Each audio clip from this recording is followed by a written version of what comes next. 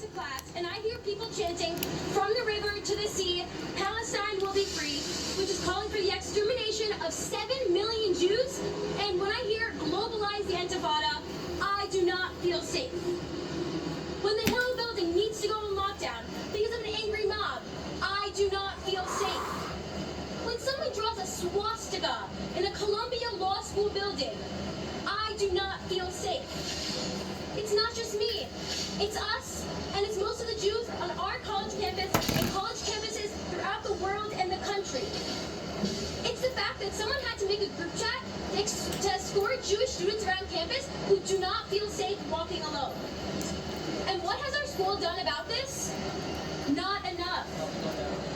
The bar is so low, it took 3 weeks after the war started for the Barnard president to come out and strongly condemn the horrific anti-Zionism and anti-Semitism on campus and to condemn Hamas in the October 7th attack. Columbia's president has condemned the rising anti-Semitism on campus, but has yet to condemn Hamas and the attacks they've perpetrated against Israel. Their initial silence shows others that it is okay to spread rhetoric that is anti-Semitic and that supports terrorism. Why is it that we as Jews need to beg and plead for our safety on campus? What other marginalized group needs to do that? Why do I need to send countless emails and set up countless meetings just to beg and plead for my school to do the bare minimum and to condemn terrorism and to condemn anti-Semitism? Why is it that my school is so quick to respond to other forms of hate? When it comes to Jews on campus, they always take their time and give in only due to pressure. They need to start acting immediately. Why is it that I'm a student on one of the most socially active college campuses in the country, yet time and time again, people on my campus can deny that Jews are actively being held as hostages in Gaza, that babies were beheaded, and that women were brutally raped? I go to Barnard, a women's institution.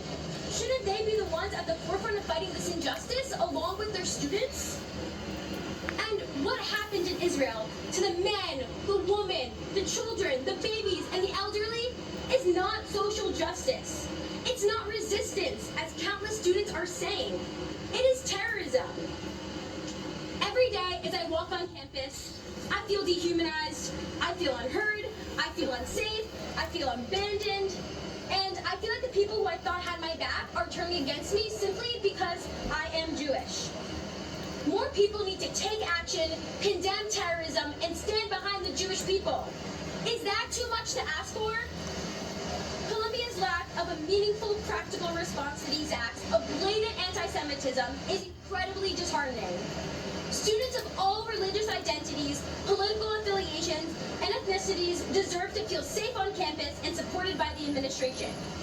Why are they not punishing the students who have so clearly violated school policies?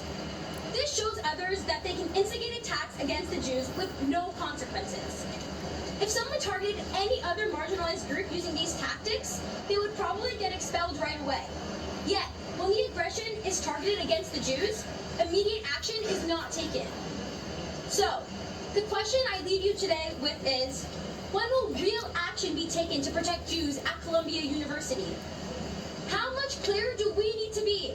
We do not feel safe here. When will our administration get the message? When it's already too late?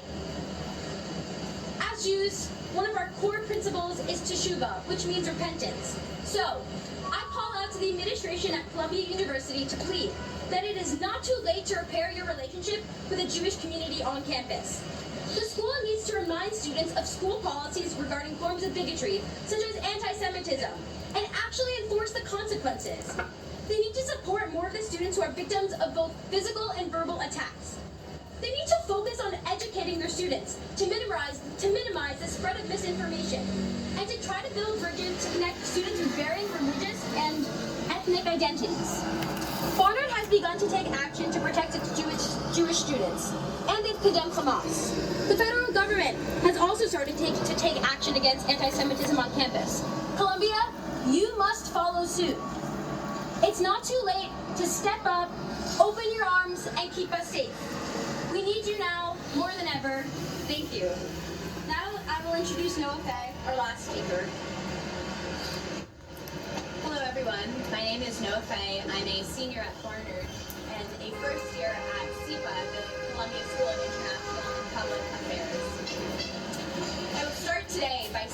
that more than anything else, the past few weeks on campus have instilled in me an earnest fear for my generation that others would do well to hear. Arab Jew. For those of us at liberal arts institutions, especially of Columbia's caliber, we have never experienced this level of discord, and certainly not over a social justice issue like the one anti-Semitism on college campuses now presents.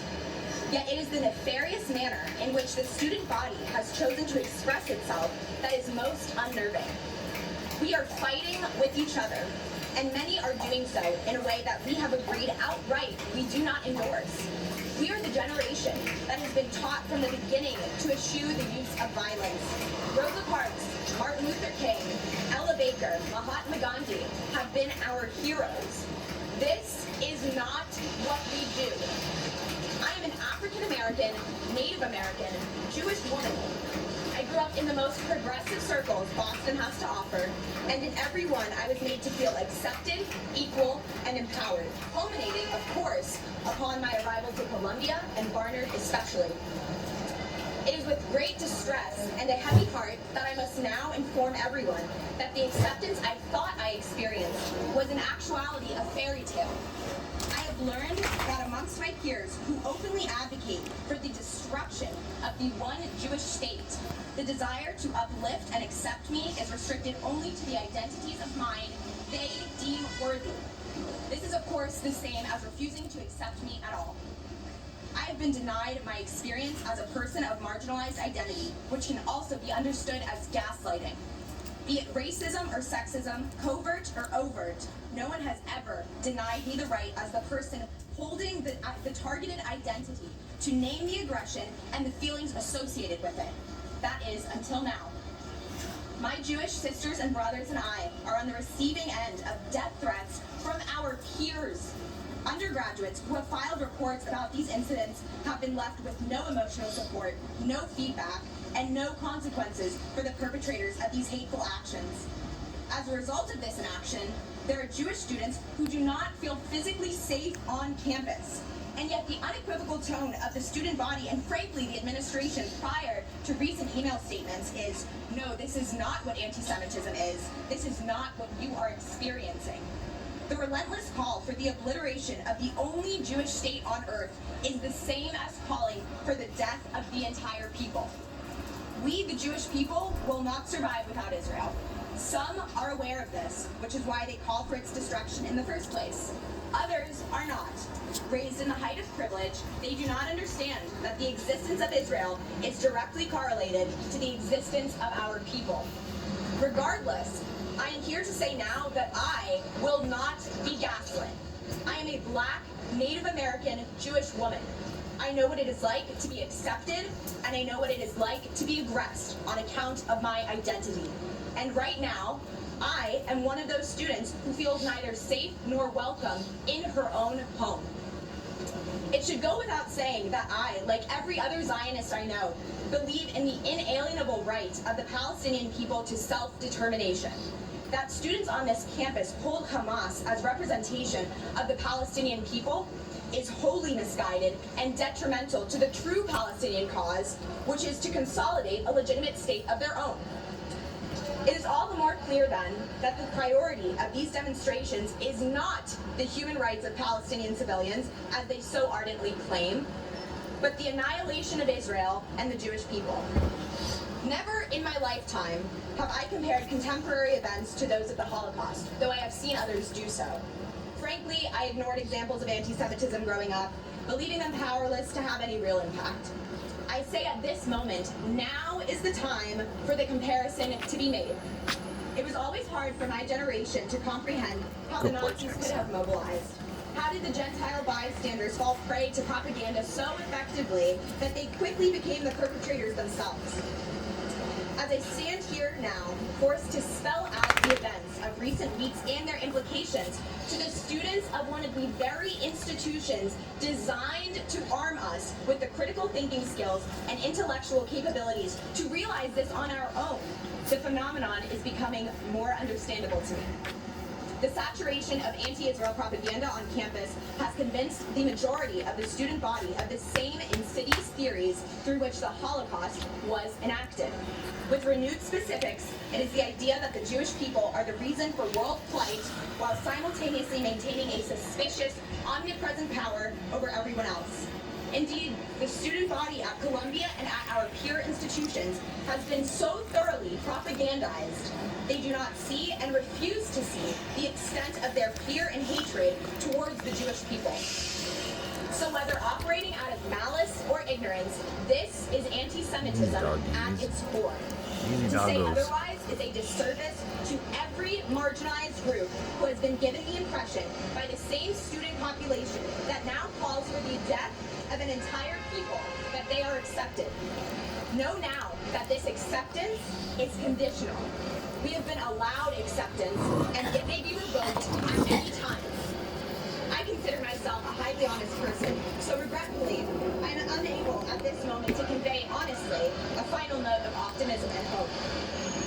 I will instead leave everyone with a question to contemplate amongst themselves. What does this mean for us, for our future as a community, and for our future as a generation, if we do not figure this out? Thank you. Doggies.